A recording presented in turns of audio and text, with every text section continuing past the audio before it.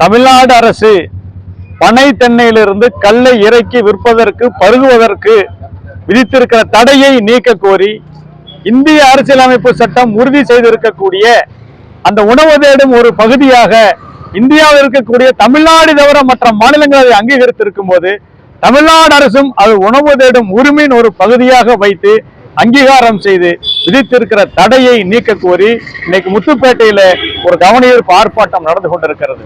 தமிழ்நாடு அரசு கள்ளச்சாராய சாவுகளுக்கு முற்றுப்புள்ளி வைப்பதற்காக இன்னைக்கு இருக்கக்கூடிய தமிழ்நாடு முழுவதும் இருக்கக்கூடிய சத்து குறைபாடை தடுப்பதற்காக இன்னைக்கு அந்நிய மதுபானங்கள்ல முழுக்க முழுக்க ரசாயன விஷங்கள் தான் இருக்குது. ஆனா கல்லுல பாத்தீங்கன்னா vitamin B1, B2, B3, B6 மற்ற பொருள்கள் இல்லாத லாரிக் அமிலம், மெக்னீசியம், துத்தநாகம், பொட்டாசியம் இந்த மாதிரி உடலுக்கு தேவையான அனைத்து சத்துக்களும் இருக்கு.